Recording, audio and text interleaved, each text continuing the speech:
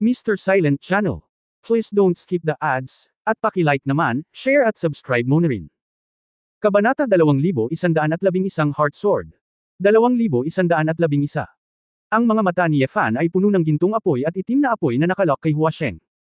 Hindi ako nagmamadaling patayin ka, ngunit nagmamadali ka sa paghahanap ng kamatayan. Si Hua Shengan ay umuulan, nang makita pa lamang niya ang mga mata na ito, pakiramdam niya ay nahulog siya sa isang kuweba ng yelo. Sword. Your Excellency Sword God. Asgard ito, hindi mo kaya. Bago pa siya makatapos magsalita, gumalaw ang figure ni Ye Fan sa kanyang harapan sa isang iglap. Ang nakakatakot na bilis na ito ay muling nagpang-inig sa iba pang mga santo.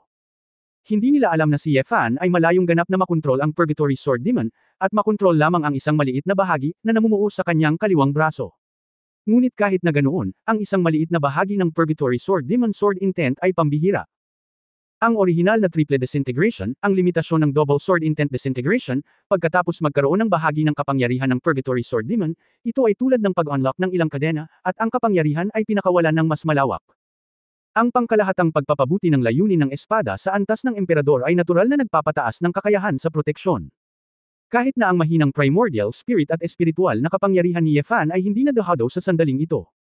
Si Ye Fan ay walang ekspresyon, nakatingin kay Hua Sheng ng malapitan, na parang nakatingin sa isang bangkay. Sa wakas ay bumagsak si Hua Sheng, sumisigaw sa takot, kumikislap ang kanyang anyo, at tatakas na sana siya. Bang! Direktang itinulak ng kanang kamay ni Ye Fan ang dibdib ni Hua Sheng. Dahil sa marahas na kapangyarihan, ang buong katawan ni Hua Sheng ay naging isang tuwid na linya at lumipad palabas.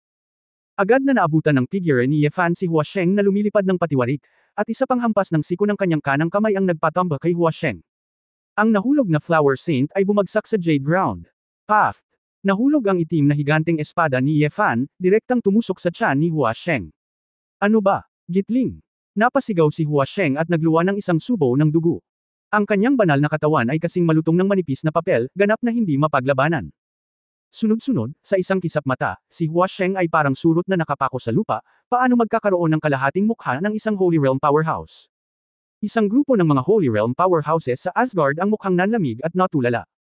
Hindi banggitin ang iba pang mga magsasaka sa Asgard Palace, na ang mga binti at paa ay mahina na noon pa lamang. May malupit na ngiti sa mukha ni Ye Fan, ang lalaking ito ay naglakas loob na saktan ang ideya ng kanyang babae, hindi niya gustong mamatay ang lalaking ito ng masyadong madali. Bang! Gamit ang isang paa, natapakan ni Ye Fan ang buhay ni Hua Sheng. Ang sigaw na parang baboy na tumatago sa vault ng Asgard. Kahit lahat ng nasa labas ng Asgard ay narinig ang kanilang mga balahibo na tumindig. Hindi nasiyahan si Ye Fan, tinapakan niya ito ng ilang beses na sunod-sunod, at binasag niya ito. Haha! Ngumiti si Ye Fan sa mahinang boses, at isang parang espada na magic flame ang nag-apoy sa kanyang kaliwang kamay, na kumalat sa katawan ni Hua Sheng kasama ang itim na higanteng espada. Sa matinis na hiyawan, ang buong makapangyarihang banal na espiritu ni Hua Sheng, si Yuan Shen, ay ganap na nawasak bago siya nagkaroon ng oras upang makatakas. Nang makita ang eksenang ito sa malayo, hindi mapigilan ni Xiao Ziner na manginig ang kanyang puso. Bagamat sabik siya na laslasan ang Flower Saint ng 1,000 espada, ang brutal na pamamaraan ni Ye Fan sa oras na ito ay nagpatibok din sa kanyang puso. Labis niyang naramdaman na ang kalagayan ni Ye Fan sa panahong ito ay iba sa karaniwan. Matapos patayin si Hua Sheng nang hindi nag-iiwan ng abo, lumingon si Ye Fan at tumingin sa iba pang mga tao. Ziner. Ngayon lang, sino pa ba ang Champagne? Nanginginig si Xiao Ziner, pati. At, si Xiao Ziner ay medyo nalilito, at hindi na mamalaya na sumulyap sa hindi kalayuan, si Shi Wen, na nanginginig na sa takot. Naging berde ang mukha ni Shi Wen, nagmamadali siyang tumingin sa kanyang master na si Ji Wen para humingi ng tulong. Gayunpaman, bago pa siya makapagsalita ng anuman, isang itim na flame sword intent, na hindi kayang takpan ang mga tainga ng bilis ng kidlat, ay tumawid sa mahabang atrium ng Asgard, at direktang tumagos sa katawan ni Shi Wen. Guru! Sa maikli at desperado na sigaw ni Shi Wen, ang disipulo ni Qin Sheng, na nilinang ng emperador ng langit, ay tuluyang nawala. Crush! Durog na durog. Kahit na ang Hua Sheng na may lakas ng banal na katawan ay walang kapangyarihang lumaban, at ang isang makalangit na emperador na tulad ni Shi Wen ay halatang hindi man lang kwalipikadong maging isang kanya na kumpay. Hindi kailangang bigyang pansin ni Ye Fan ang anumang mga trick at kasanayan. Sa oras na ito, kaya niyang sirain ang lahat ng nasa harap niya ng puro lakas at bilis. Kahit na hindi siya isang kumpletong Purgatory Sword Demon, naramdaman ni Ye Fan na kumukulo ang kanyang dugo at mayroon siyang walang katapusang kapangyarihan, sapat na para tingnan ang buong Asgard. At dahil sa galit na dala ng mga pinsala ng kababaihan, sa ilalim ng impluwensya ng Purgatory Sword Demon, si Ye Fan ay mas brutal at malupit kaysa dati.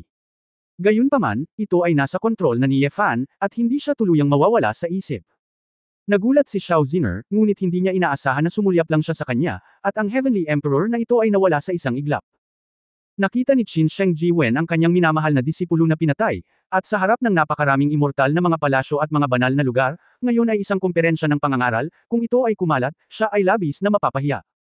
Kahit na hindi mapalagay si Jiwen sa kanyang puso, huminga pa rin siya ng malalim at mariing sinabi, "Kamahalan na Sword God, napakalayo mo na. Si Hua Sheng ang gumalaw sa iyong babae. Walang kasalanan ng aking disipulo."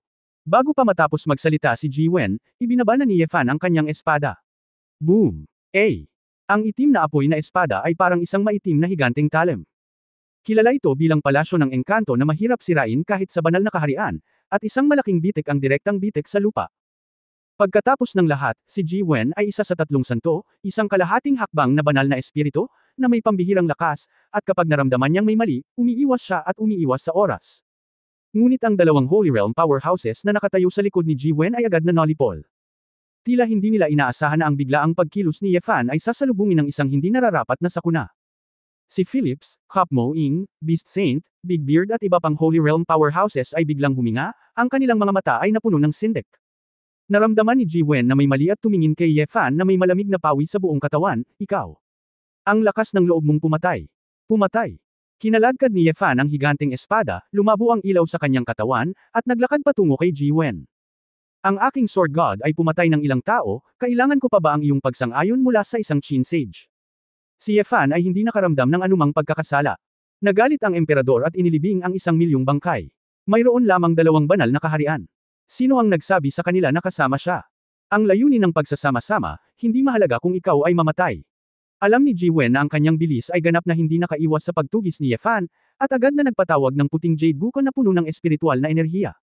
Kasabay nito, sumigaw siya ng malakas, "Lahat ng mga banal ng Asgard. Baliw ang taong ito. Sabay nating putulin ang Diablo na ito. Kung hindi, ikaw at ako ay mamamatay dito ngayon." Bagamat sumigaw siya ng ganito, ang ibang mga banal na lugar ang malakas ay hindi 3 taong gulang kung tutuusin. Narinig lang nila na tinanong ni Ye Fan si Xiao Ziner, na nag-provoke sa kanila, ibig sabihin ay hindi basta-basta pumatay si Ye Fan. Itong si Jiwen ay dahil lang sa mukha niya, at ayaw ng ibang Holy Realm powerhouses na magsama-sama sa oras na ito para maghanap ng gulo. Hindi madaling linangin sa banal na kaharian, sino ang gustong pukawin ang gayong baluktot na, malaking Diablo. Kuya G, huwag mong pilitin. Hindi nahihiyang matalo sa isang Emperor level na sword intent. Habang nanghihikayat, nakakahanap din ako ng mga dahilan para sa aking sarili. Naging madilim ang mukha ni Jiwen Yingjun, nagsisirin siya na gusto niyang iligtas ang mukha, at itinaas ang bar kasama si Ye Fan, ngunit sa sandaling ito, mahirap sumakay ng tigre, at kailangan niyang magtrabaho ng gusto. Nang makitang ihahampas na ni Ye Fan ang kanyang espada sa kanya, naramdaman ni Jiwen na lumubog ang kanyang puso, at hindi niya alam kung mapipigilan niya ito. Sa huling minuto, may lumitaw na figure sa harap ni Jiwen, na nagpasaya sa kanya. Huminto si Kop Mo sa paghawak sa berdeng ahas sa kanyang kamay, na may ngiti sa kanyang mukha, kumikislap ang kanyang mga mata, "Kamahalan na Sword God, binabati kita sa iyong opisyal na pagpasok sa kaharian ng espada. Bilang inaasahan sa isang Emperor-level sword intent, maaari mo talagang sirain ang pangarap ni Kop sa buhay at kamatayan. Simula noon. Ang kaso, hindi pa tapos ang laban ngayon. Mapalad ba si Kop para patuloy kang anyayahan na lumaban?" Kabanata 2112 Balasahin. 2112. Bilang karagdagan sa Kop Mo Ting, walang makakapansin na ang tagumpay ni Ye Fan sa pagkakataong ito ay talagang tumawid sa threshold at pumasok sa kaharian ng Heart Sword. Walang espada sa kamay, espada sa puso. Wala itong kinalaman kung may hawak kang espada sa iyong kamay, ngunit talagang hawak mo ang espada sa iyong puso. Noong nakaraan, si Ye Fan ay tila may espada ng emperador na nakabaon sa kanyang puso, ngunit ginamit niya ang kanyang pagkakakilanlan bilang prinsipe ng korona, upang subukang hilahin ang espadang ito, at natural na hindi siya makilala. Napagtanto din ngayon ni Ye Fan na ang dahilan kung bakit siya ay palaging nasa larangan ng espada ng puso, at mahirap gumawa ng isang malaking tagumpay, ay dahil hindi pa niya nahaharap ang puso ng emperador. Paanong makikilala ng espada ng emperador ang isang prinsipe ng korona na walang ambisyong maging emperador? Ayokong maging parang demonyong espadang purgatorio, ganap na demonyo, para mailabas ang lahat ng kapangyarihan ng espada. Hanggat talagang nauunawaan mo ang puso ng emperador, kahit na hindi mo ginagamit ang panlilinlang ng demonyong espada ng purgatorio sa pagsuko ng katwiran, ang iyong walang katulad na layunin ng espada ay ganap na mailalabas. Nakita ni Jiwen na handang tumayo si Kop Mo Ing, at tuwang-tuwa, "Brother Kop. Magkasama, mapapatay mo at ko ang demonyong ito." Hindi tumugon si Cup Moing, wala siyang balak na magsanib puwersa, ngunit nakatitig lang kay Yeye na may nag-aalab na mga mata sale, sabik na lumaban. Ang matikas na lalaki na orihinal na nagmumukhang kwentista, sa sandaling ito ay talagang parang espadang hinugot sa kaluban nito, mabangis at malamig. Gayunpaman, hindi sumagot si Ye Fan. Tiningnan niya ang dalawang banal na kaharian ng Asgard sa kanyang harapan ng walang pakialam, tulad ng pagtingin sa ibang mga banal na kaharian. Sa mga mata ni Ye Fan, may bakas ng pagmamataas at paghamak. Bumaba ka. Para bang isang mabigat na martilyo ang tumama sa puso ng lahat, ang buong Asgard ay hindi napigil ang mabigla. Itip ang iyong mga daliri sa paa at magsimula. Si Ye Fan ay naging isang baliw na anino ng liwanag at kadiliman, at direktang sumugod sa harap ni Ji Wen. In terms of speed, may advantage siya sa simula, not to mention na tumaas ng husto ang kanyang lakas ngayon. Sa ganoong distansya, napakabilis ni Ye Fan na hindi makakapag-react si Ji Wen o si Cup Moting sa oras. Hindi gaanong magarbong, direktang iniswipe ni Ye Fan ang itim na higanteng espada, at ang dark sword na layunin ng isang half-moon fan, ang tunog ng pagsira sa hangin, ay tumama sa kanilang dalawa na parang kulog. Ang mga santo na umatras sa di kalayuan ay muling namutla, si Ye Fan ay nagbabalak na labanan ang dalawa sa isa't isa ng sabay. Ito ay ganap na nawawala ang dalawang santo sa tatlong santo. Si Ji Wen at Bei Mo ay tumigil sa pagtutok at naghanda. Bagamat hindi nila malinaw na nakita ang galaw ni Ye Fan, lahat sila ay mabilis na umatras ayon sa kanilang pananaw, at kasabay nito ay sinubukan nilang pigilan ang opens iba. Shui Tian Yibi. Ang mga mapuputing kamay ni Ji Wen na may malalambot na mga daliri ay hinimas, pinulot, ikanawit, kinikiliti, at sinampal sa gukon. Parang bagyo ang galing niya sa paglalaro. Sa isang iglap, tila bumuhos ang langit pabalik, ang mga ulap at ulap ay malawak, at isang malawak na asol na lawa ang lumitaw sa kanyang harapan, na sumasalamin sa kalangitan, ang tubig at ang langit ay magkatulad na kulay. Ngunit ang maitim na layunin ng espada ay bumagsak sa piraso ng kulay tubig na kalangitan, tulad ng isang itim na dragon na nagbabasa ng tubig. Bagamat bumagal ang takbo, hindi pa rin mapigilan. Upang hikayatin si Exi ang gamit ang alak. Kumaway si Cup Moting ng napakagandang sword intent ripples, sinusubukang malasing palayo sa dark sword intent na ito. Ngunit sa pagkakataong ito, walang gaanong epekto ang lasing na bulaklak yin, at ang layunin ng maitim na espada ay tumagos sa nakasisilaw na liwanag na kurtina, hindi pa rin magagapi. Hindi maganda. Parehong napagtanto ni na Bei Moing at Ji Wen na ang kapangyarihan ng layunin ng espada na ito ay hindi na isang bagay na ganap nilang harangan sa sandaling ito, at sila ay walang kakayahan. Ang dalawang santo ay sinubukan ng kanilang makakaya upang umiwas ng sabay, at maaari silang umiwas mula sa magkabilang panig. Gayunpaman, ang marahas na itim na apoy ay tumama sa kanilang mga katawan, na nagdulot ng mga mantsa ng dugo. Og! Napasigaw si Ji Wen sa sakit, at ang kanyang gwapong mukha ay nagpakita ng mabangis na tingin. Mabilis niyang ginamit ang kapangyarihan ng kaguluhan upang gamutin ang kanyang mga sugat. Napansin din ni Cup Moing na maraming sugat sa kanyang katawan, at puno ng gulat ang kanyang mga mata.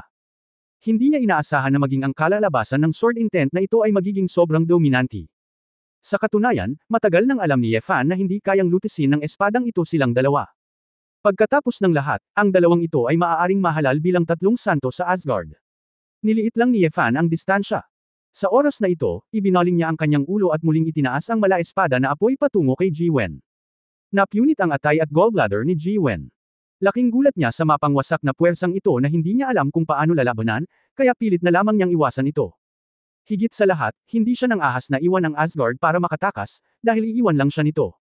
Nakakaindayog ng hangin Zume. Kumabit si Ji Wen at sunod-sunod na pinahihit ang kanyang mga daliri, at nagpatugtog muli ng isang piraso ng musika. Ang kanyang figure ay tila lumulutang sa hangin, at ang mga snowflake ay lumilipad. Umaasa sa biglaang patuloy na paggalaw at pagkutitap, bahagya niyang naiwasan ang itim na flame sword ni Ye Fan.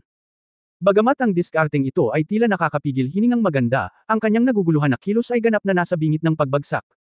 Ang tatlong puwersa ay sumabog sa atrium ng Asgard. Kahit na ang mga pag-atake ng tatlo ay napaka-concentrate, ang magulo at malakas na pressure ay kumalat ng malakas, at ang shockwave ay nakaapekto pa rin sa nakapalibot na lugar ng Asgard ng ilang milya. Si Philips at ang iba pa sa banal na kaharian ay walang iba kundi mga magsasaka na may hindi sapat na pagtatanim sa loob at labas ng Asgard Palace, sila ay pinahihirapan sa sandaling ito. Luis, lumabas ka at sabihin sa mga inapo ng angkan at aristokratikong pamilya na umatras muna. Alam ni Philips na ang ganitong uri ng labanan ay maaaring maging sanhi ng ilang mga taong may mababang paglilinang na direktang maapektuhan at mapatay anumang oras, kaya sinabi niya sa kanyang mga alagad ng malakas. Matapos itong marinig ng blonde-white na babaeng salamangkero, agad siyang nag-teleport ng di kalayuan at pumunta sa labas ng Asgard. Lahat, makinig. May labanan sa pagitan ng mga Holy Realm powerhouses sa Asgard, hintayin mo munang umatras. Kung hindi, ikaw ang nasa panganib. Ang mga pinuno ng lahat ng etnikong grupo at pamilya ay matagal nang pinipigilan ng nakakatakot na panggigipit sa loob, at sila ay natigilan nang marinig nila ito. Ano? Labanan ng banal na kaharian sa Asgard. Ang tatlong santo ng Asgard ang namamahala. Sinong mangangahas na maging matapang? Hindi ako naglakas loob na umalis ngayon lang, pero ngayong may nagsalita, hindi na sila makapaghintay na makatakas. Xiaoluo, go! Hinayla ni Ji Chang'e si Hua Xiaoluo, na tulala pa rin, at malakas na sinabi. Ang mukha ni Hua Xiaoluo ay mapatla, at siya ay nakatitig ng walang laman sa Magic Flame Sword Intent na tumataas sa langit, hindi niya maiwasang sabihin, mukhang. Parang ang Sword Intent Corsia na iyon ang hinalinhan ng Sword God ngayon lang. Diyos! Yung pumasok kanina. Napansin din ito ng iba mula sa iba't ibang pamilya na naruroon. Pagkatapos ng lahat, sabay na pumasok sina Ye Fan at Yao Weixian. Ang pangalang Sword God ay talagang napaka-domineering. Ngayon kapag narinig ko ito, lahat ay hindi makapagsalita, sino itong sagradong Diyos ng espada. Pagdating niya, nang ahas siyang labagin ang mga patakaran at lumaban sa Asgard. Baka hindi pa rin siya mapigilan ng tatlong santo ng Asgard. Ang mga delegado ay nagtinginan sa isa't isa ng may pagkadismaya, pakiramdam na sa pagkakataong ito ay tinanggap na nila ang pangangaral, at talagang nakatagpo sila ng isang malaking bagay. Ang Sword God na ito na ipinanganak ng wala saan ay dapat na binasa ni Asgard ang mga baraha. Mula nang ipatupad ng Asgard ang tatlong santo na sistema ng Asgard, naging mapayapa ito sa loob ng 10,000 taon, at wala pa akong narinig na anumang problema sa Asgard. Hindi naman sa sobrang nakakapag-usap kaming maliliit na tao. Bilasan mo. Si Ji Chang'e ay mukhang solemna at hinayla ng malakas ang babae. Si Hua Xiaoluo ay hindi nang ahas na manatili pa, at lahat sila ay tumakas mula sa palasyo ng engkanto. Kabanata 2113 ang alak ay hindi nakalalasing. 2113.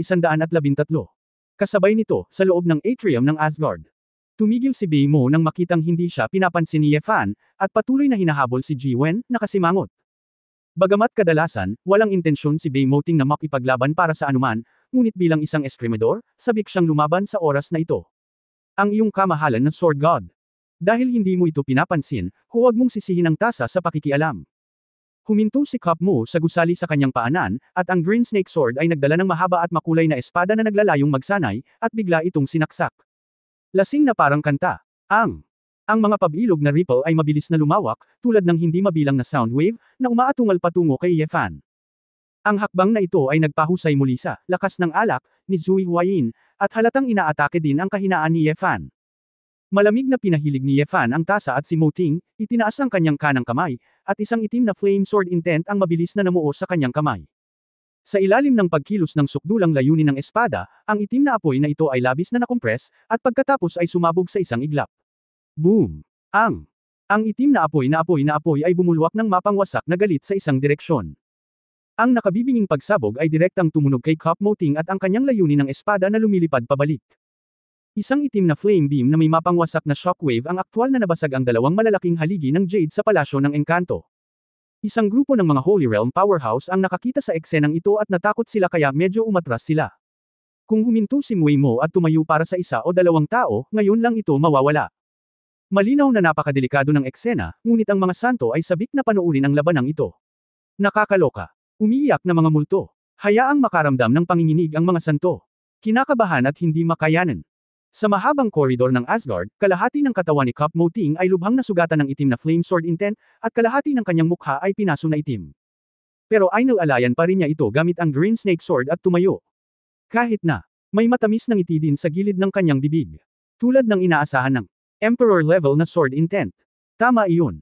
Huminto si Cup Mo na may disfigure na mukha at tumawa ng galit na parang bumubulong sa sarili. Hindi siya pinansin ni Ye Fan, bumaba lang siya at lumipad ang katawan niya sa ere. Bumukas ang mga pakpak ng kaliskis ng dragon, muling lumakas ang bilis ni Ye Fan, hawak ang higanteng espada sa magkabilang kamay, dumiretso siya kay Ji Wen. Si Ji Wen, nakakahinga pa lang, ay nakita si Ye Fan na papalapit, ang kanyang mukha ay namula. Ang isa sa mga paraan ng Qin ay ang ritmo, na nakatuon sa espiritual na paglilinang, maging ito ay pisikal na pinsala, bilis o kapangyarihan, ito ay hindi kadalubhasaan ni Ji Wen. Sa ngayon, hindi mura ang ganap na bilis at lakas, at hindi sapat ang mental attacks para maapektuhan si Ye Fan, kaya natural na sobrang passive si Ji Wen. Nagngangalit si Ji Wen sa oras na ito, at tumigil lang siya sa pag-iwas, at umatras lang siya at mabilis na naglaro. Kuya Cup, gagawin ko. Tigilan mo ang demonyong ito. Papatayin mo. Maaari lamang niyang ipin ang kanyang pag-asa sa Cup Mo Ing, at kalagkarin si Ye Fan gamit ang kanyang chin wheel, na pinipilit si Ye Fan na gumawa ng butas. Ang lakas ng hangin. Sunod-sunod na bagyo ng hangin. Hinahabol ng mga ibong apoy ang araw. Isang malaking phoenix ang umungal sa langit at hinampas ng hangin si Yefan.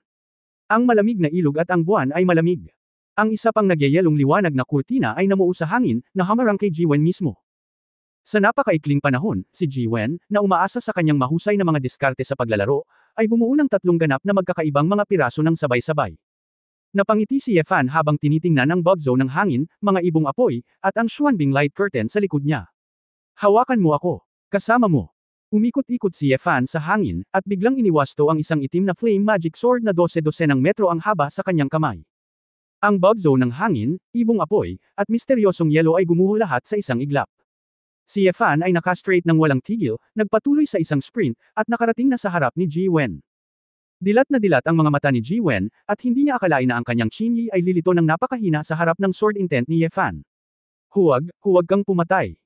Bago pa matapos magsalita si Jiwen, ang isa sa kanang kamay ni Yefan ay nakasampal na ng maayos sa kanyang ulo.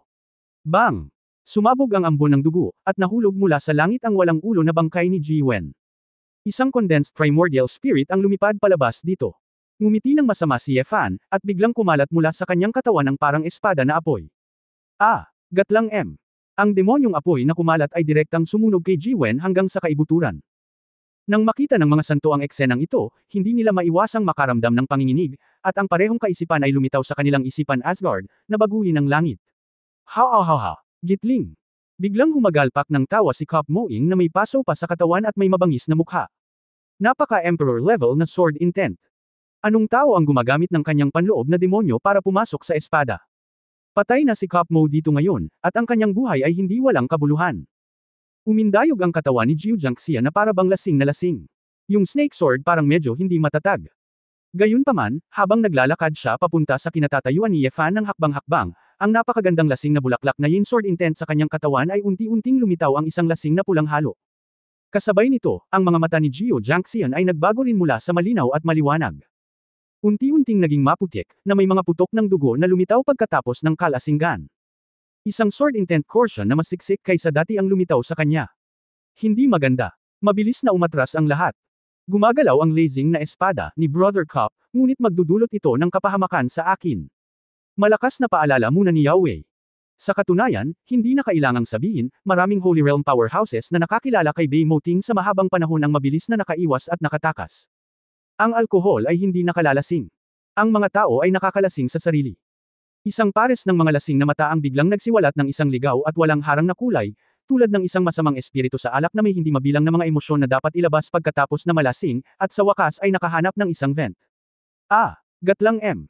Galit na umungal, ang berdeng snake sword sa kamay ni Cup Moting ay parang isang buhay na bagay, at ang ritan ay umaagos na parang mga daluyan ng dugo, at ito ay direktang makapal. Hindi na mental attack ang magpakalasing sa kalaban. Sa pagkakataong ito, lahat ng sword intentions ng Cup Moing ay nakakondensada sa kanyang sarili. Sa isang dagandong na parang onggol ng lobo, ang bilis at lakas ng katawan ni Cup Moing ay tumaas ng gusto, at dumiretso siya kay Yefan. Tumigil si Cup Mo sa paglaslas gamit ang isang espada, paglaslas sa mukha ni Yefan. Sa isang panunuya sa mukha ni Yefan, walang pag-aalinlangan niyang hinampas ang kanyang espada sa tabla. Bang! Gitling!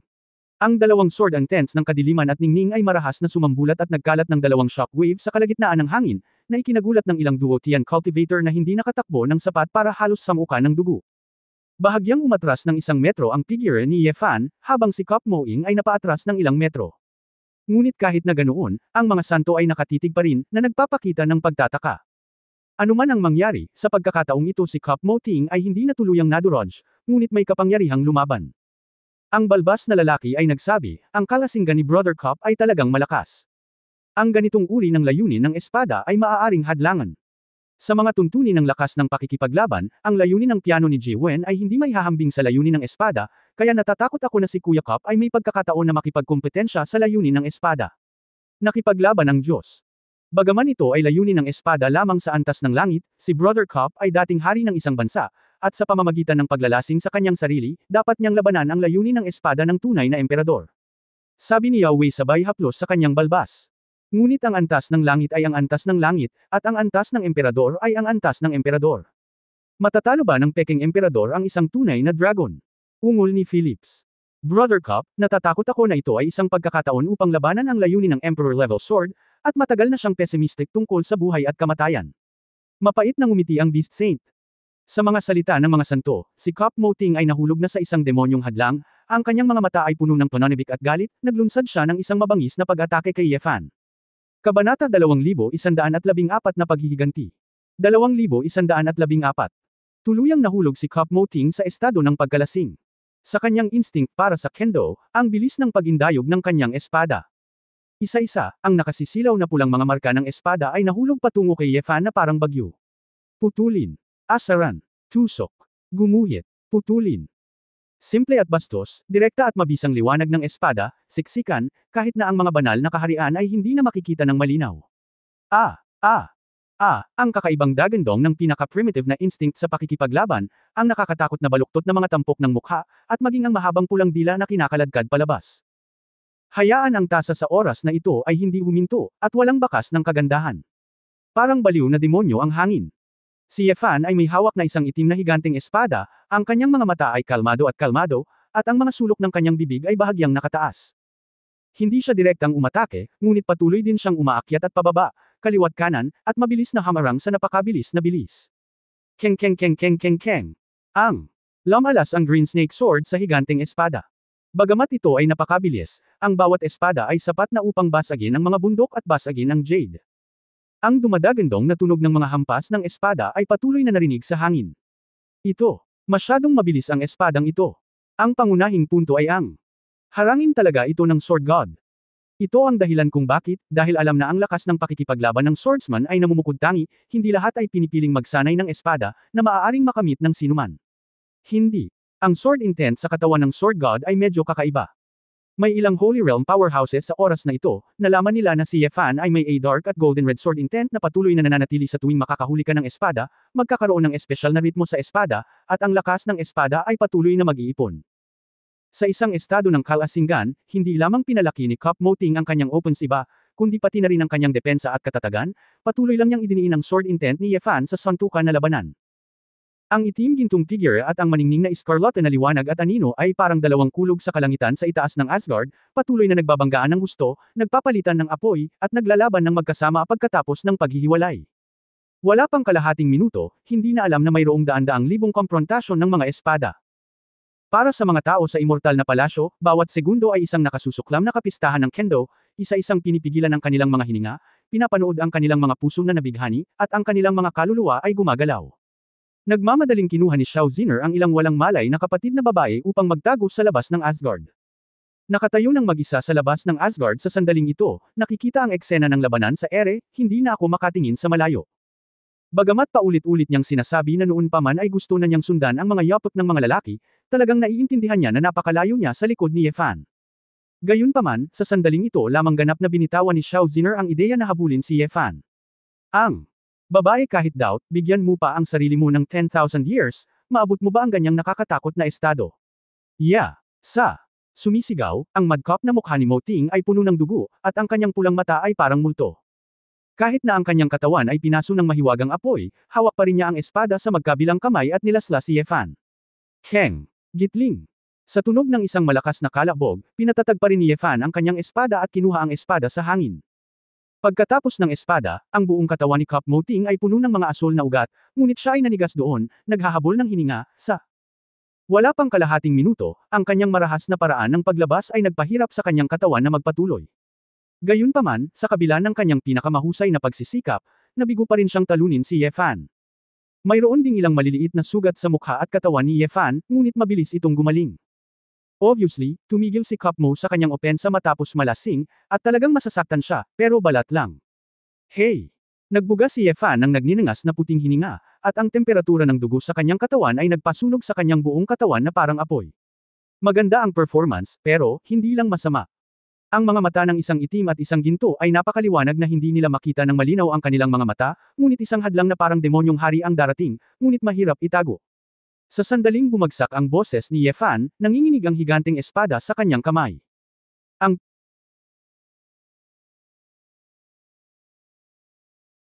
figure ni Kop Mo Ting ay itinulak palabas ng mahigit 10 metro ang layo.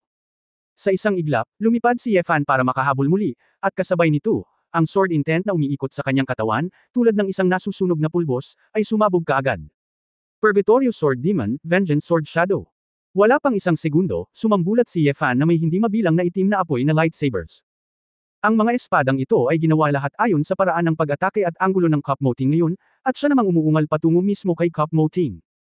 Ang pag-atake na itinigil ni Cup Mo sa loob ng kalahating minuto ngayon, kinuha lang ni Ye Fan ang sandaling ito para ibalik ang lahat. Ito mismo ang sword intent na nilikha ng kombinasyon ni Ye Fan ng kanyang counterattack, na kakayahan at bahagi ng kapangyarihan ng Refining Sword Demon. Sa orihinal, dahil hindi sapat ang lalim ng kanyang sword intent, mahirap para sa counterattack na magkaroon ng sapat na aktwal na combat effect.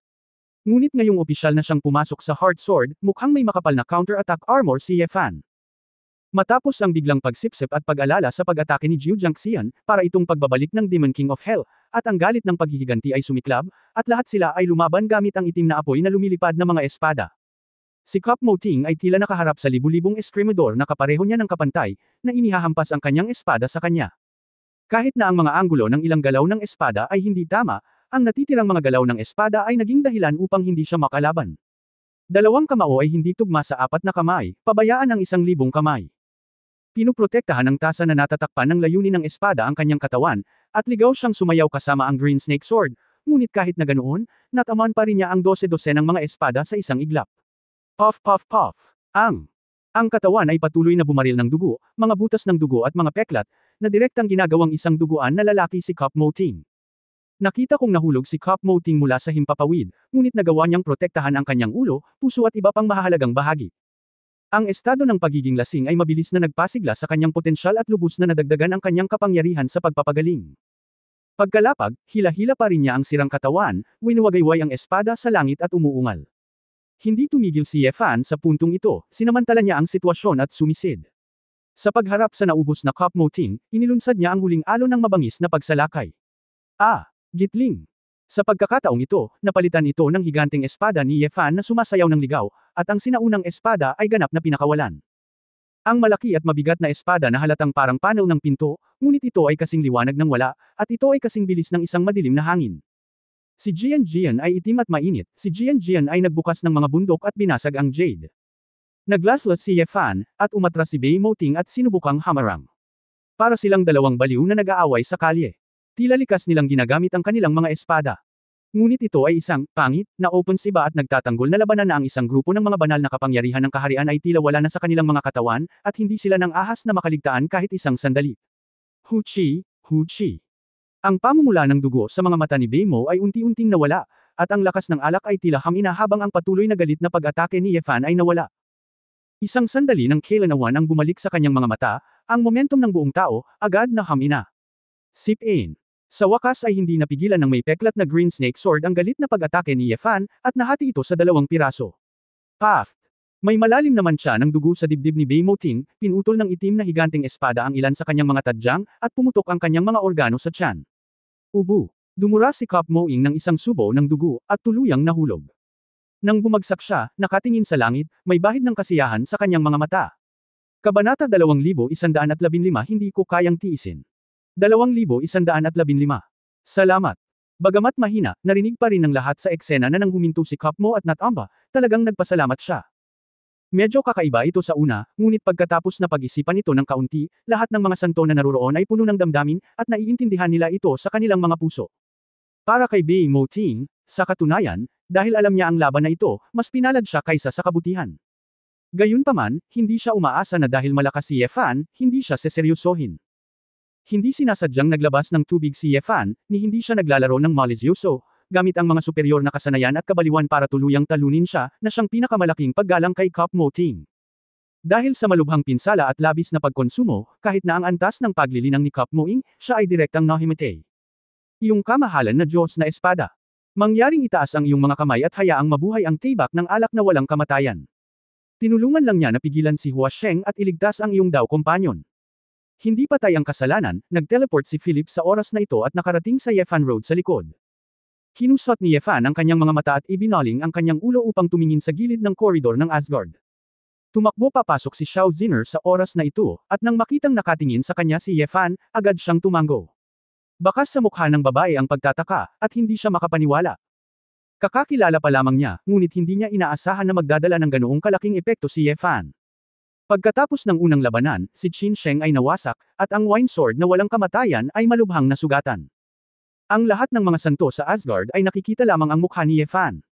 Pagkatapos ng labanang ito, natatakot ako na ang pangalan ng Diyos ng Espada ay kumalat sa buong mundo. Ang itim na higanteng espada sa kamay ni Ye Fan ay nawala, ang itim na apoy sa kanyang braso, ang gintong apoy sa kanyang katawan, at ang triple disintegration ay nawala lahat.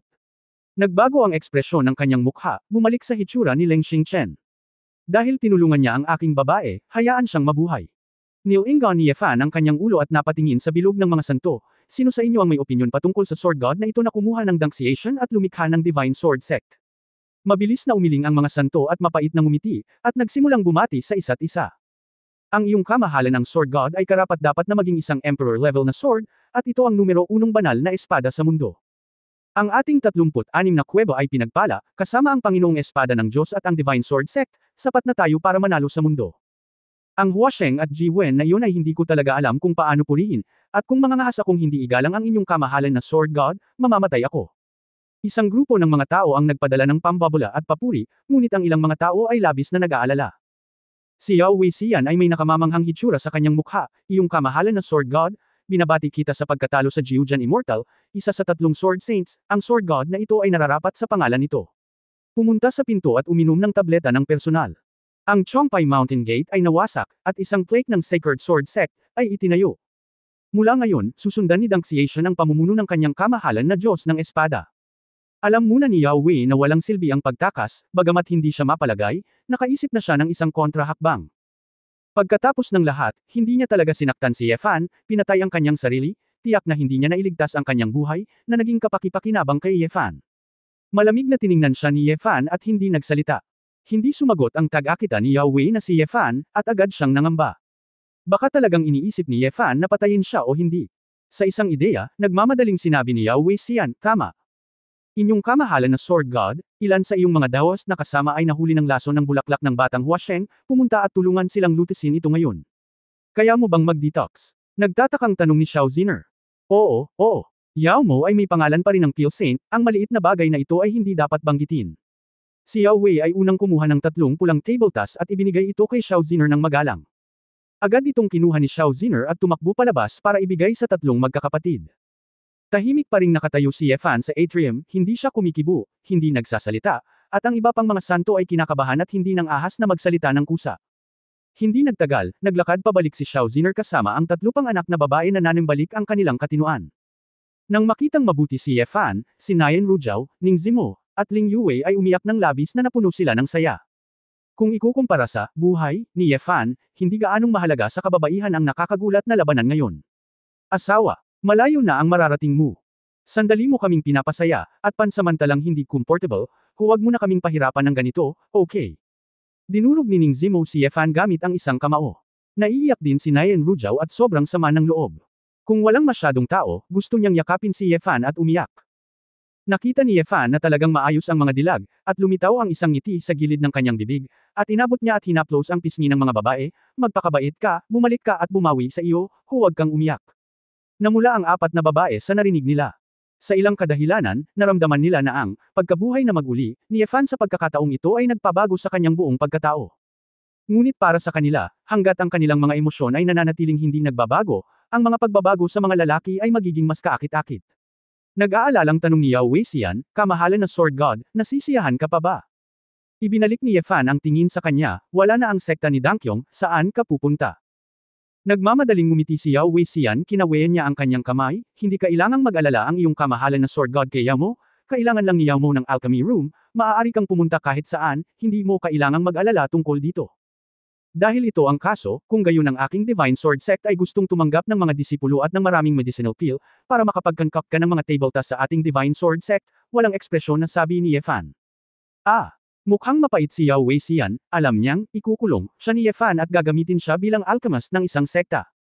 Ngunit siya ay isang henerasyon ng mga santo ng alchemy, condescending na isang alchemist sa isang sekta, pagkatapos ng lahat, siya ay medyo nag-aatubili. Kung ayaw mo, ikaw na ang bahala. Mahinang sabi ni Ye Fan. Gusto lang sabihin ni Yao Weixian na ayaw niya, pero bigla niyang naisip, kapag tumanggi siya, direktang papatayin siya ni Ye Fan, hindi ba siya magkakaroon ng pagkakataon na mabuhay? Kung iisipin ito ng mabuti, hindi masyadong nakakahiyang magpakumbaba na nasa ilalim ng pintuan ng gayong malakas na tao. Sino ang hindi natatakot sa, halimaw, na ito sa mga banal na lugar na ito? Ang Sword God na ito, na tumitingin sa kanyang murang edad, ay miyembro pa rin ng Shenlong clan. Kung kaya niyang mangibabaw ang prehistoric na mundo tulad ni Emperor Xuanyuan sa hinaharap, kung gayon bilang unang alchemist na sumunod sa kanya, maaari talaga siyang maging sikat sa loob ng libu-libong taon. Nasa ilalim ng bubong ang mga tao. Naisip ni Yao Weixian na mas mabuting mga komuna, gayunpaman, gusto kong gumawa ng mga table tasks para sa iba pang mga powerhouse, at ayaw kong mag-concoct ng mga table tasks para sa sinuman sa hinaharap, ngunit maaari ko pa rin gamitin ang Sword God para harangan ito, at maaari itong ituring bilang mutual use. Ang sundin ng inyong kamahalan na Sword God ang paghihintay sa malakas ay isang karangalan para sa akin, Yao. Siyempre payag ako. Nagmamadaling ibinato ni Yao Weixian ang kanyang mga kamay at ngumiti.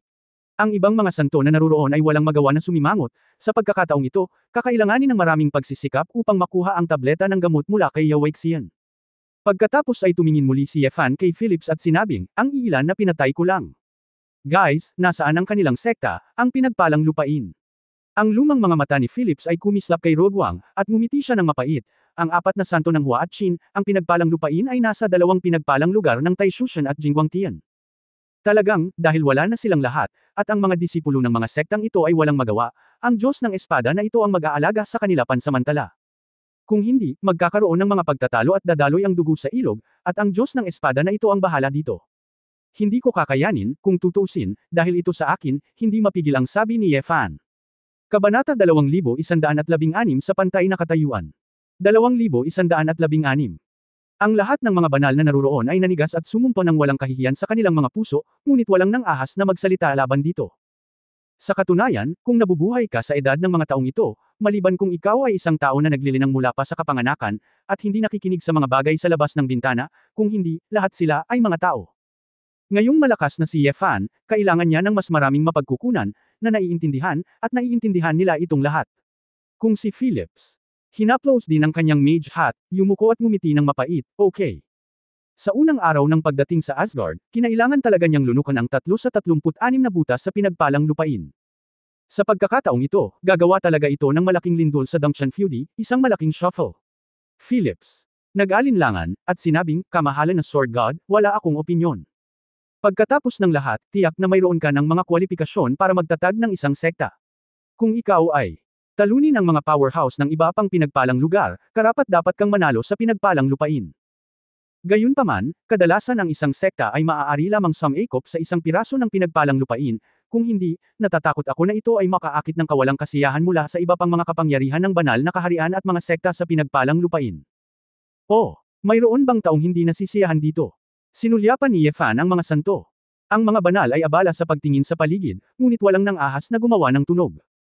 Tila ang lahat ay lubos na sumusuporta, kaya makatitiyak ako, mahinang sabi ni Yefan, kung sino man ang talagang hindi nasisiyahan. Makatuwiran, ako sa kanila. Ako, walang ibang pakinabang. Tulad ng pagkumbinsi sa mga tao na may kabutihan. Dapat mong makita ito ng lahat. Ang lahat ng uri ng matigas ng ngiti ay lumitaw sa mga mukha ng mga santo, at si Phillips ay inalog din ang kanyang puting balbas, at siya ay bumulaga ng haha. Haha, Your Excellency Sword God, mayroon ka bang iba pang mahahalagang bagay? Kung ayos lang, hihilingin ko sa mga disipulo na ipabalik ang mga inapo ng mga angkan at marangal na pamilyang iyon kay Xiangang. Ang kumperensya ng pangangaral ngayon ay kailangan pa ring magpatuloy. Pagkatapos ng lahat, ito ay nagsasangkot sa ugnayan sa pagitan ng mga pangunahing angkan at pamilya, sabi ni Phillips. Naisip ni Yefan ang kumperensya ng pangangaral, at agad na naalala na kailangan pa niyang maghanap ng plano sa paggamot para iligtas si Su Qingzhou. Ngayon, sa sarili niyang lakas, tiyak na hindi na siya magiging scholar muli, kaya nananatili lamang siya at nagtatanong sa grupong ito ng mga banal na lugar upang malaman. Okay, gawin natin, tumanggo si Yefan.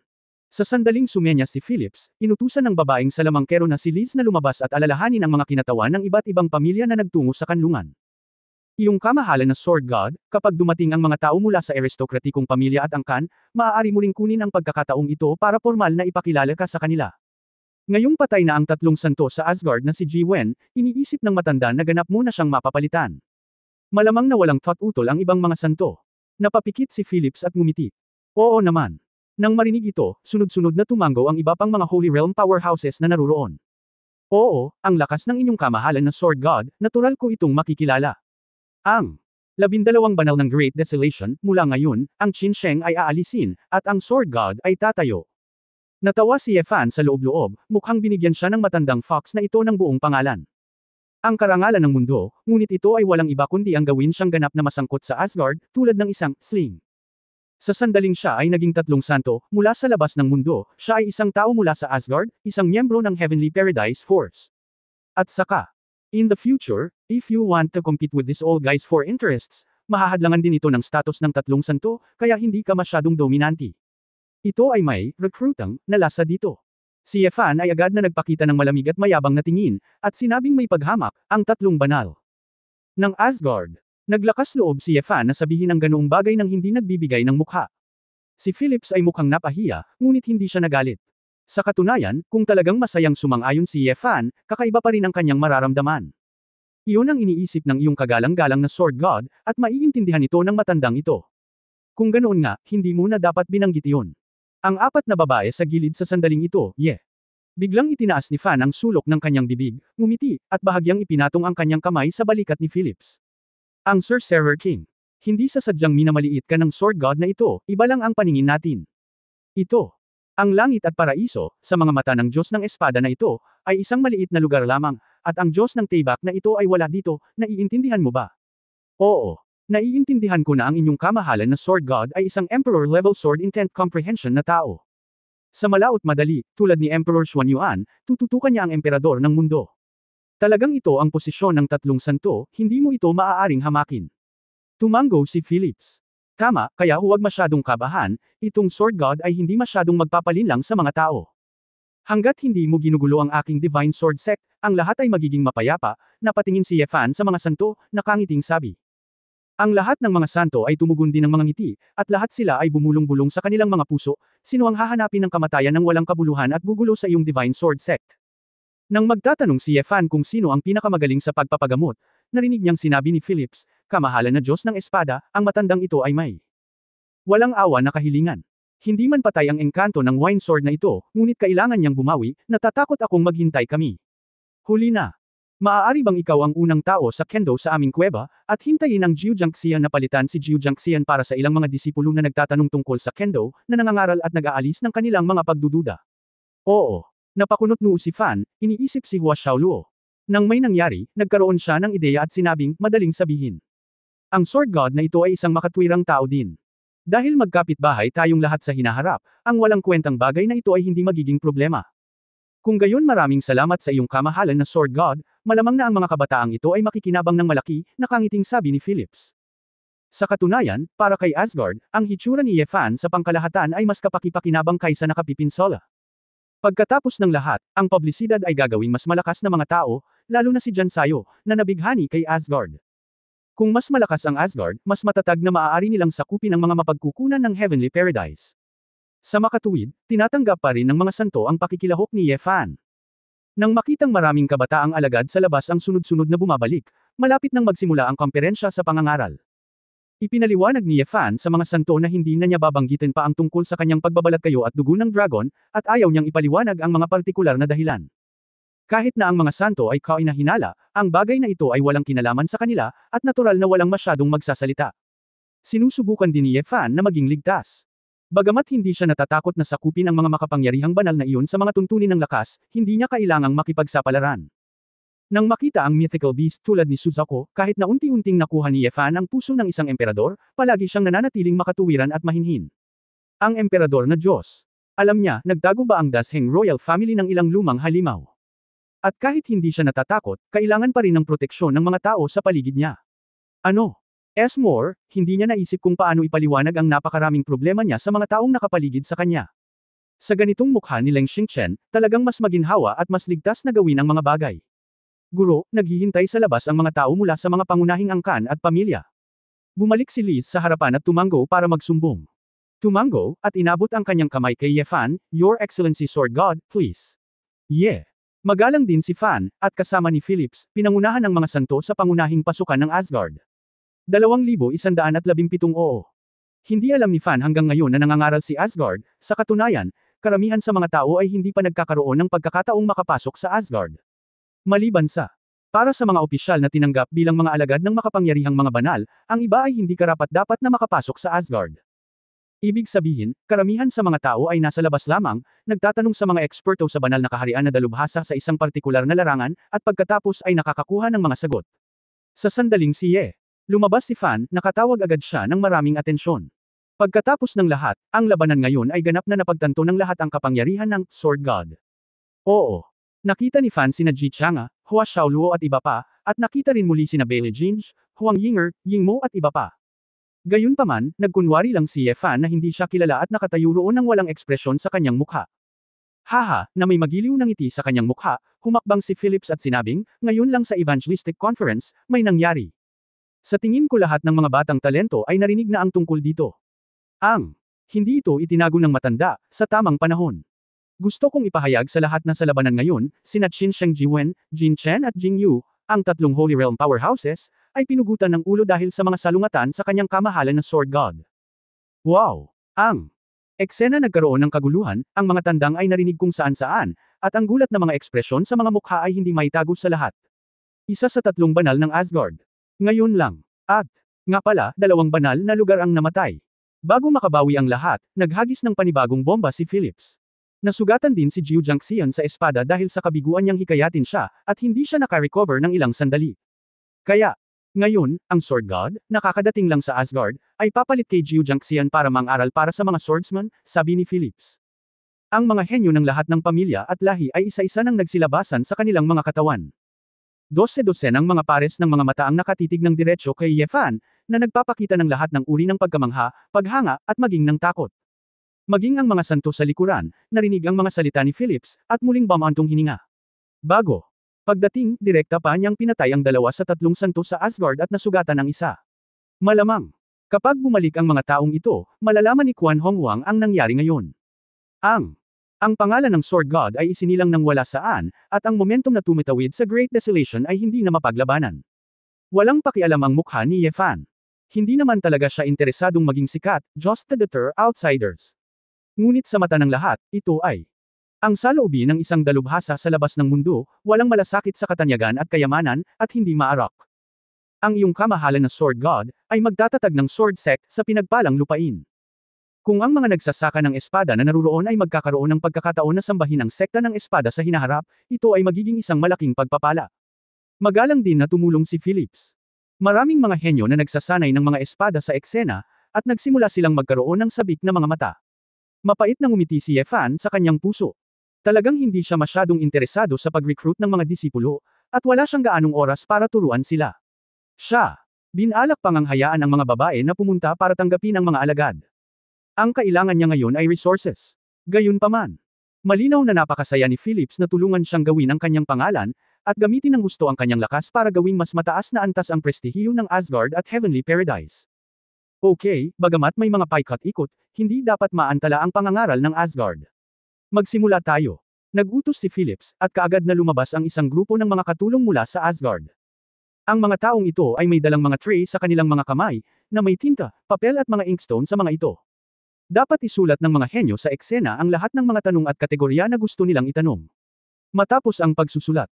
Dahil ang pangangaral ngayon ay ang lahat ng mga monghe na nagmula sa malaking ekspedisyon, at walang paraan upang magturo, kaya hindi kinailangan ni Phillips na lumahok sa orihinal. Ngunit ngayon siya na lang ang natitira sa 3 santo, at siya na lang ang gagawa nito para sa kanya.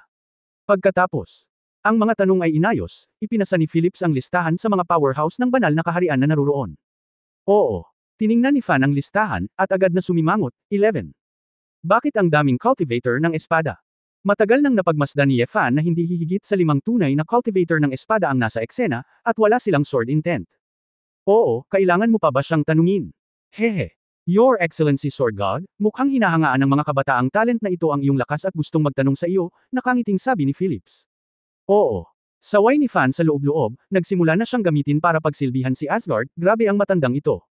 Gayunpaman, hindi nakatiis na tumanggi si Ye Fan nang tumingin siya sa hagdan na may sabik na mga mata para sa pag-aaral. Ito ay okay, ngunit karamihan sa mga taong ito ay walang layunin sa espada. Hindi nila naiintindihan ang sinasabi ng eskrimador na ito, kaya huwag mo akong sisihin, sabi ni Ye Fan. Haha, Your Excellency Sword God, napakabait mo talaga. Bagamat pawang mga henyo ang mga taong ito, kung lubos nilang mauunawaan ang sinasabi ko, malayo pa. Kahit hindi mo sabihin, hindi ko ine-expect na maiintindihan ko ang lahat. Masayang tumawa ang balbas na lalaki. Yeah. Nakita ni Fan na ang grupo ng mga santo sa likod ay masayang nakangiti, at hindi niya naiwasang sumimangot, bakit, nakakatawa. Nakikita. Nakasimangot si Ye Fan, agad na pinigilan ng mga santo ang kanilang mga ngiti, o napalingon, o nagkunwaring umubo.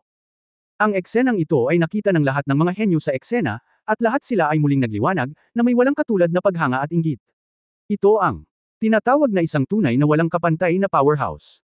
Lahat ng mga santo sa Asgard ay titingin sa kanyang mukha, siya nga ang Diyos ng Espada na siyang banal na mamamatay ng espada at ang Diyos ng Espada na tumatalo sa eskrimidor ng alak.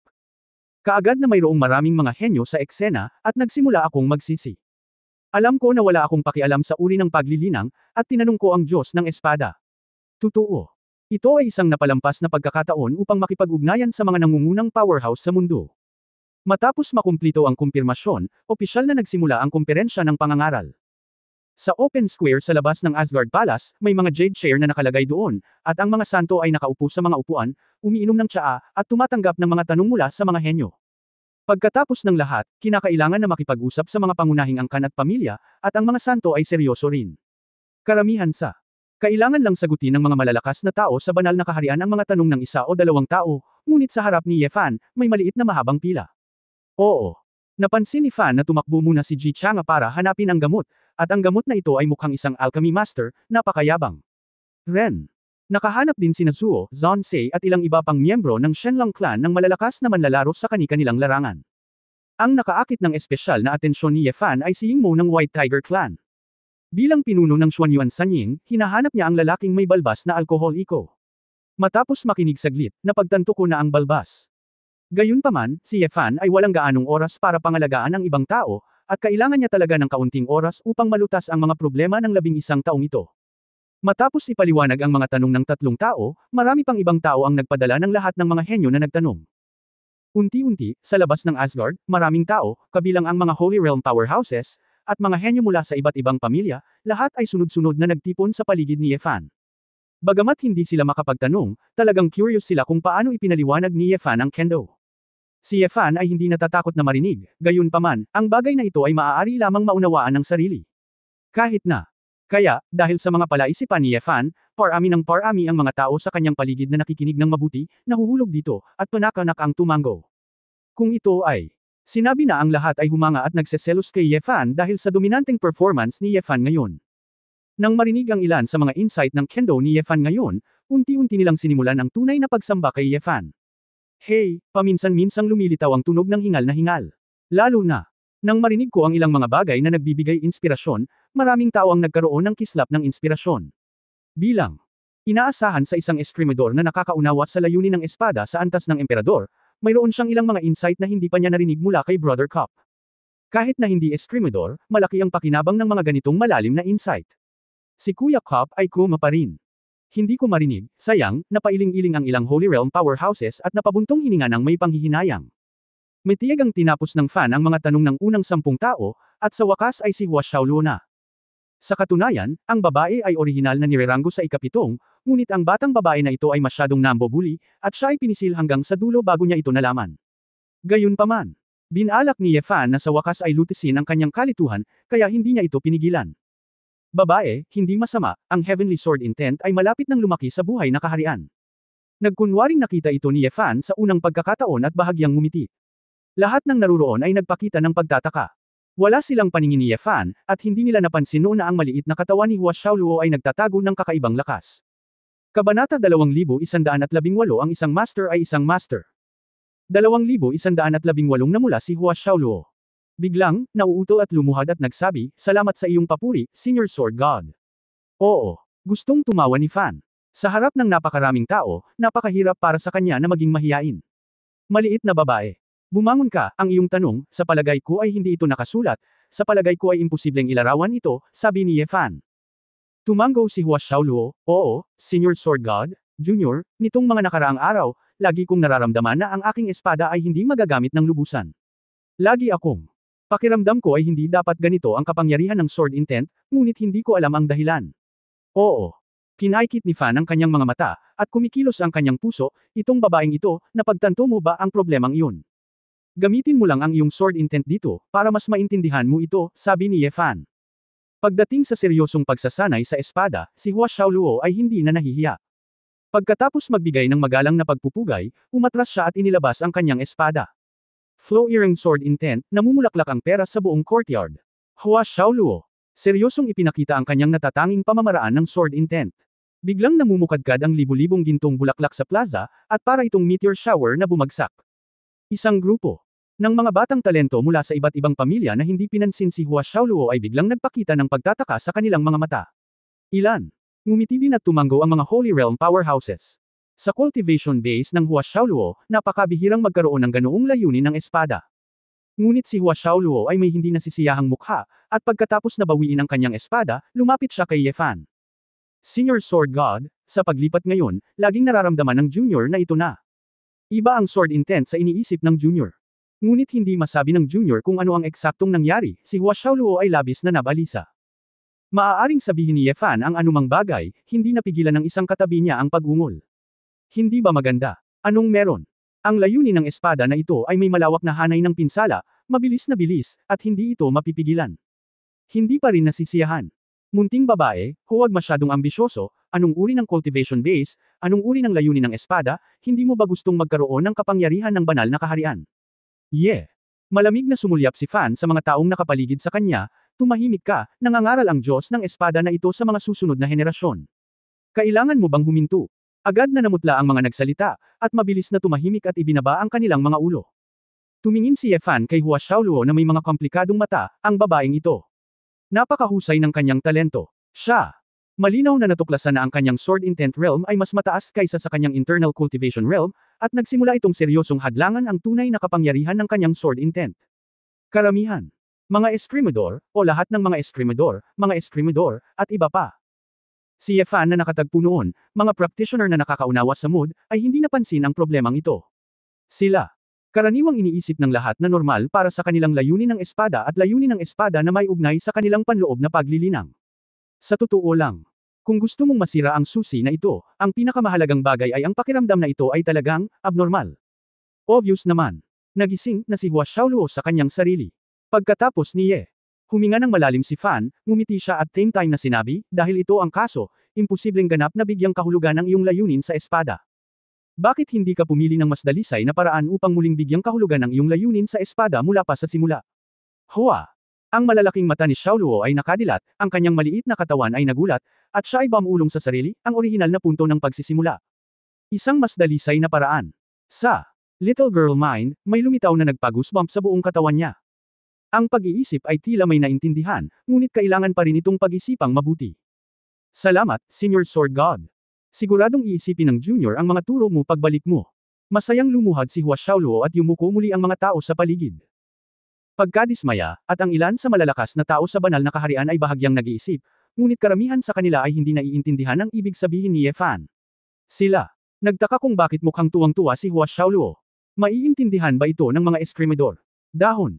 Nang makita ni Fan ang kanyang ekspresyon, alam niyang halos pareho lang iyon. Kung ito ay masyadong karaniwan at naiintindihan, ito ay maglilimita sa kanyang imahinasyon. Sa katunayan, ito ay tila isang dahilan na maaaring maunawaan ng lahat. Ang sword intent ay sword intent, at ang internal strength ay internal strength. Dahil ang iyong panloob na lakas ay hindi ganap na magagamit ang kapangyarihan ng sword intent, pagkatapos ay gamitin lamang ang sword intent, huwag isipin ang tungkol sa panloob na lakas.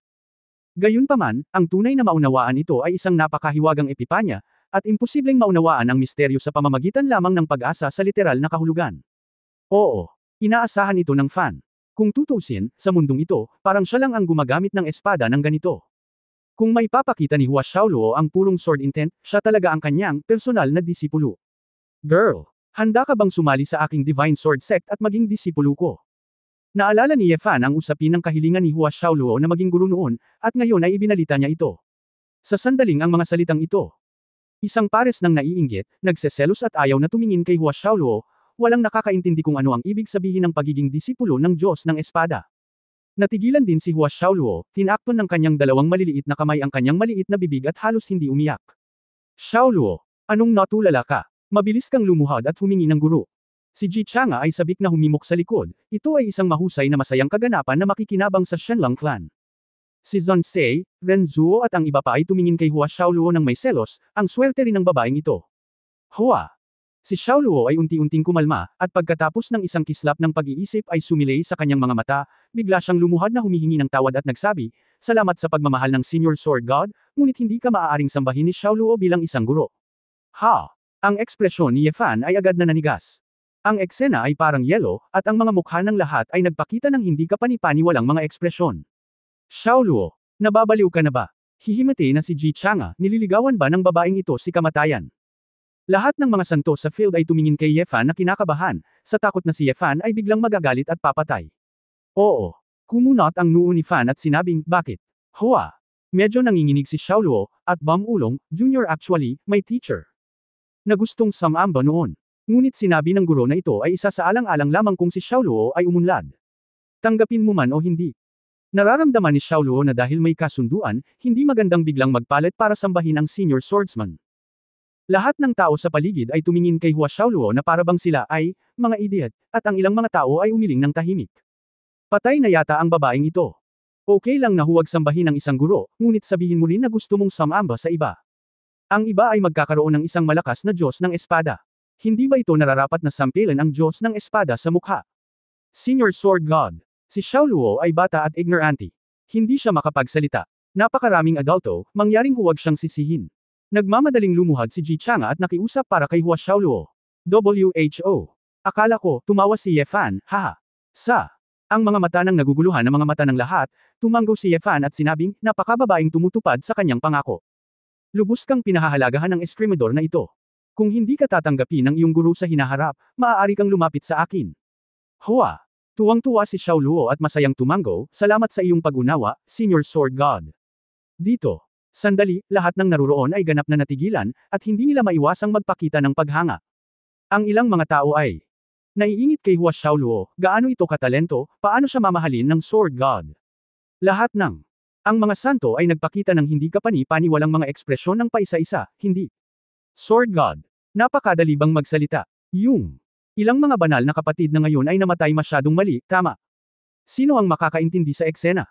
Habang naglalakad si Ye Fan na may ngiti sa kanyang mukha, ganap na natapos ang missionary conference. Magkakalat ang mga kinatawan ng iba't ibang bahay sa labas. Oo. Bumalik si Fan sa Asgard, nagpaplanong kunin ang mga babae at direktang sakupin ang sarili niyang teritoryo. Pagbalik ko sa Asgard, nakita ko si Jiu Jiangxian, na halos gumaling, nakatayo sa labas ng side hall kung saan nagpapahinga ang mga babae. Kabanata 2119 ang tanga. 2119. Pagkatapos ng lahat, ang kalahating hakbang na banal na espiritu, ang Eukaristiya ay nakumpleto na, at ang malubhang pinsala ay ganoon, at ang paggaling ay napakabilis din. Salamat, inyong kamahalan na Sword God, sa biyaya ng hindi pagpatay. Tumigil sa pagngiti si Cup Mo at yumuko si Ye. Pinag-isipan siya ni Fan saglit, at sinabing, gusto mo bang salakayin ang layunin ng espada sa antas ng emperador? Tasa. Tumigil sandali si Mo, pagkatapos ay ngumiti ng maluwag, nahanap ito ng iyong kamahalan na Sword God. Ang iyong lazing, Jijan, halatang may intensyon siyang paralisahin ang sarili at hindi malay na pumasok sa puso ng emperador. Ako. Narinig din ng iba na nagsabi na dati kang hari ng isang bansa, at pagkatapos ay gusto kong maunawaan. Hindi katakataka na ikaw ay matyaga at kailangan mong gawin ang lahat. Para makipaglaban sa akin, gusto kong maranasan ito ng mas direkta, sabi ni Ye Fan. Sa kaibuturan ng mga mata ni Bei Moing, kumislap ang isang kislap ng pagbabago, matagal na iyon, ang Bei Mo ay isang monarko lamang ng isang nasakop na bansa. Natatakot ako na ganoon talaga ang kaso, walang pag-asang makapasok sa kaharian ng mga emperador sa buhay na ito. Oo. Alam ni Fan na ang nakaraan ni Jiu Jiangxian ay tiyak na maraming kwento, ngunit ang kabilang partido ay hindi masyadong nagsasalita, at siya ay tamad na magtanong. Ang iyong kamahalan na Sword God, naghihintay si Cup dito, ngunit mayroon akong isang maliit na kahilingan, ngumiti si Cup Moing. Oo. Kumunot ang noo ni Fan, ano? Nakipaglaban si Bei Mo sa inyong kamahalan na Sword God ngayon, at marami akong natutunan. Gusto kong pumili ng isa pang araw para hilingin sa inyong kamahalan na Sword God na liwanagan ako, Naintindihan ng Fan, gustong gamitin siya ng lalaking ito bilang kalaban para magsanay ng swordsmanship woolen cloth. Oo. Fan ang pinakamahusay na nakakaalam at ang pinakamabilis na paraan upang mapabuti ay upang makahanap ng isang malakas na kalaban upang labanan. Tasa. Gustong salakayin ni Moing ang Emperor's Sword Intent, wala nang mas mahusay na shortcut kaysa sa paghahanap sa kanya para magsanay ng swordsmanship. Ang Sword God na ito ay napaka-busy. Paano ako patuloy na magsasanay ng mga espada kasama mo, hindi mo ba maaaring ituring itong Sword God bilang iyong? Sa pakikipag-sparring ng hindi makatwirang kahilingan, direktang papatayin ka ng Sword God na ito. Si Yefan ay hindi nasisiyahan kay Color, ayaw niyang hinahabol siya ng lalaking ito sa lahat ng oras upang magsanay ng mga espada, at hindi ito nakatulong sa kanya. Mapait na ngumiti si Mo Ting, likas na alam ni Bay X na medyo sobra-sobra ang pangangailangang ito. Gayunpaman, hindi sinasamantala ng Bay X ang mga benepisyo. Ang Sword God Your Excellency's Divine Sword Sect ay kakatatag pa lamang, at ito ay sumasakop sa isang malaking lugar ng pinagpalang lupain sa 3 kuweba. Sword God Your Excellency ay dapat na nangangailangan ng isang tao na aalagaan.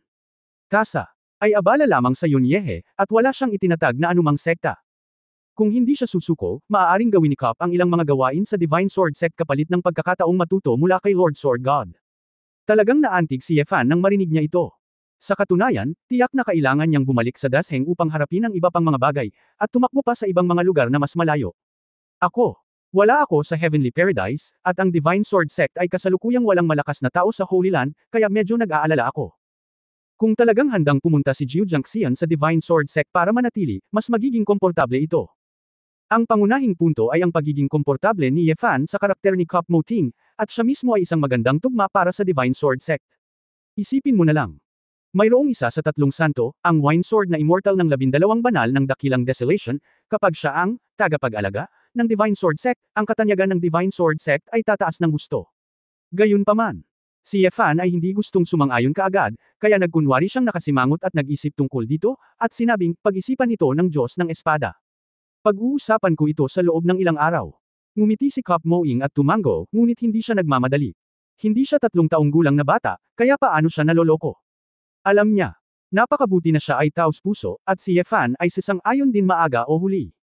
Siyempre, hindi siya nang ahas na hamakin si Yefan. Kung talagang pumasok siya sa Divine Sword Sect, kahit anong gawin niya, tiyak na magiging seryoso siya at mananagot, kung hindi, mamamatay siya. Matagal nang naghihintay si Nayan Rujao at ang iba pang 4 na anak na babae. Hindi sila komportable sa Asgard Palace na ito. Sa sandaling bumalik si Yefan, hindi na sila makapaghintay na umalis. Kinaladkad din ni Yefan si Yao Weixian paakay.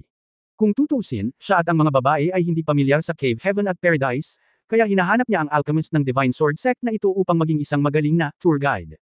Yao Wei. Medyo hindi pa rin sanay si Xian sa bago niyang pagkatao, at nakaramdam siya ng pait sa kanyang puso, ngunit nakakagat lang siya ng bala at manguna ng may ngiti sa labi. Pilipinas. Huminto si Lips at Cop Mo, nakatayo sa isang bangin sa labas ng Asgard, nakatingin sa direksyon na inaalis ni Yefan at ng iba pa. Plano ng Sorcerer King na itago ang pagpatay kay Hua Sheng. Tanong ni Jiu Jiangxian. Ang ginawa ng batang ito ay pinahiya ang reputasyon ng Asgard.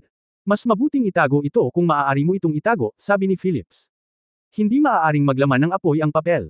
Sa sandaling manalo ng Divine Sword Sect sa Wanhua Valley at Taishu Peak, natural na kakalat ang balita ng pagpatay kay Hua Sheng. Mapait na ngumiti si Philips, wala nang ibang paraan, ikaw at ako, bilang 3 santo sa Asgard, gawin ang aming makakaya. Sa kabutihang palad, ang inyong kamahalan na Sword God ay maawin, kung hindi ay iisipin ng matanda na 2 tao ang muling pipiliin upang palitan ang 3 santo. Masyado kang nag-aalala.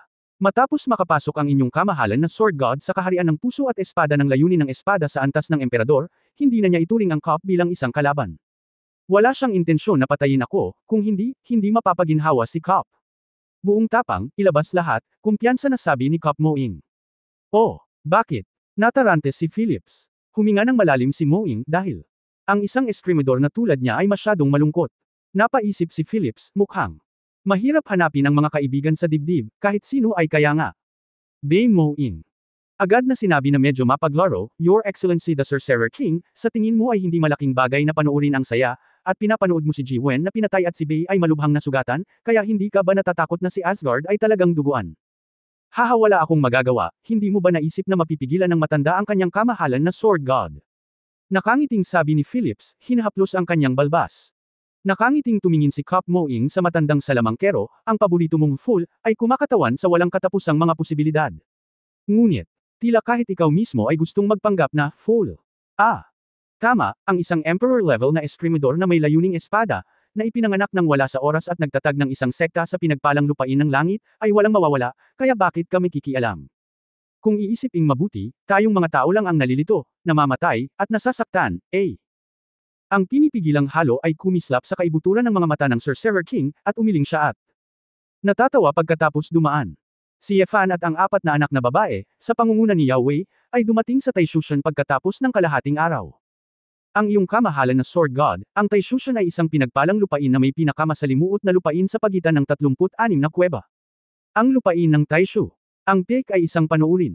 Bagamat ito ay tumataas sa mga ulap, dahil ito ay orihinal na isang bulkan, mayroon itong mga geothermal hot spring sa halip.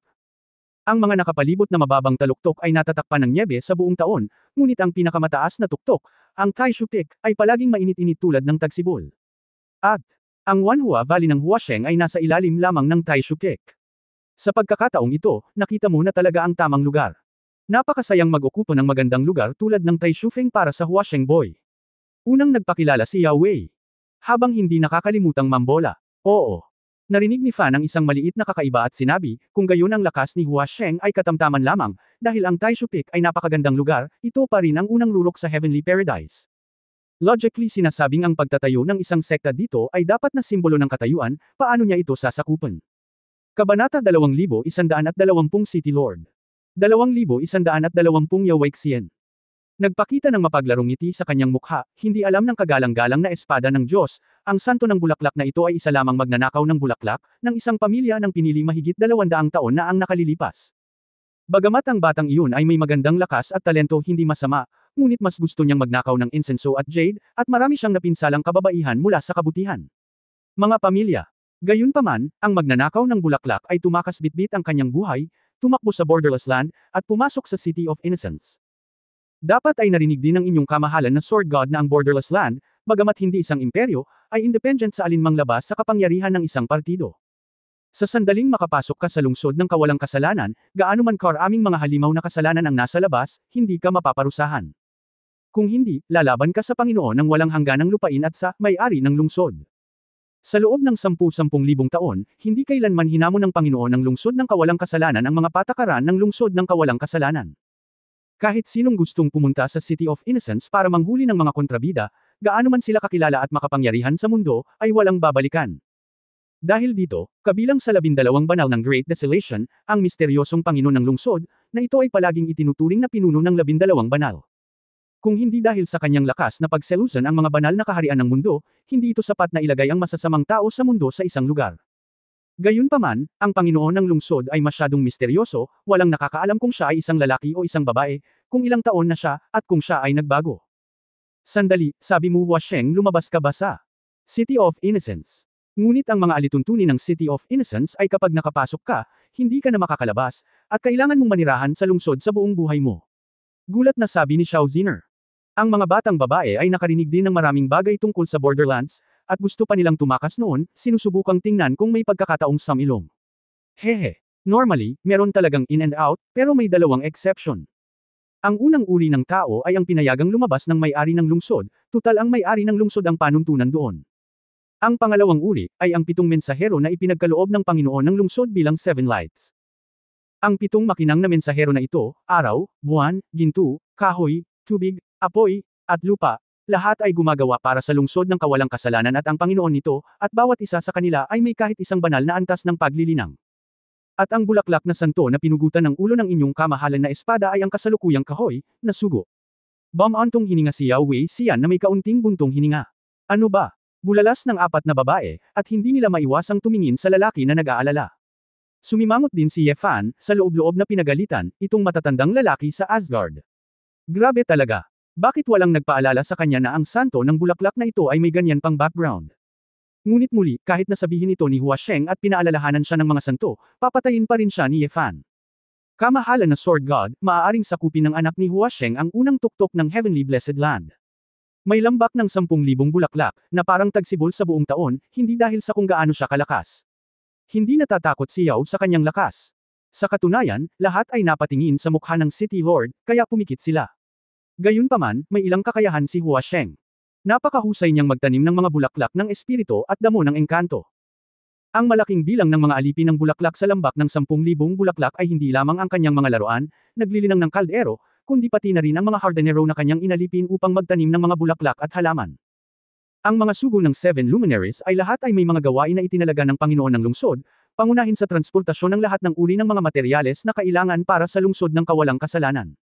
Hindi naman kasi makalabas ang mga tao sa loob, kaya syempre kailangan may magdala ng lahat ng kailangan. Si Huasheng, bilang isang kahoy na mensahero, ang kanyang tungkulin ay regular na magbigay-pugay sa lungsod ng kawalang kasalanan na may malaking bilang ng mga espiritual na bulaklak at mga damong engkanto na nilinang sa Valley of Thousand Flowers.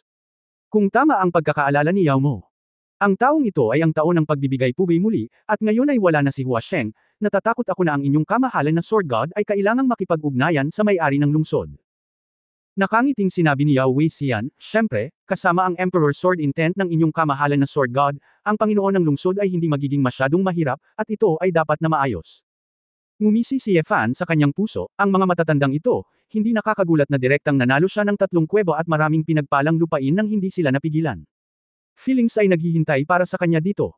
Malinaw kung makapasa siya sa antas ng Panginoon ng lungsod, kung gayon ang lahat ay walang sasabihin.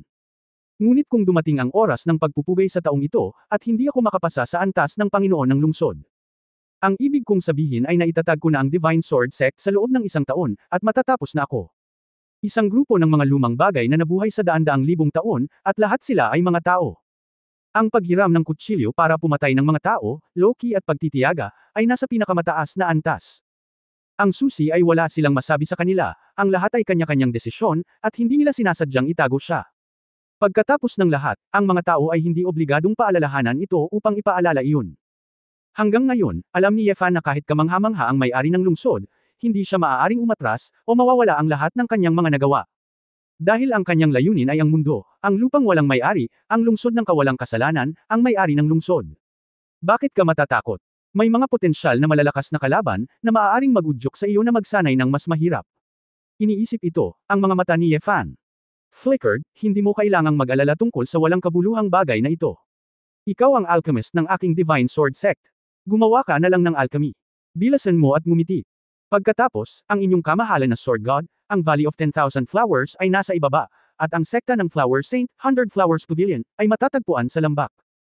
Matagal nang nakita ni Ye Fan at ng mga batang babae na mayroong isang matayog na bundok sa hindi kalayuan, at sa ibaba ay isang napakarilag na dagat ng mga bulaklak na kumakalat ng 12-dosenang milya. Ito ay isang fairyland. Maaari bang gamitin ang mga bulaklak na ito para sa mga layuning panggamot? Curious na tanong ni Nayan Rujiao.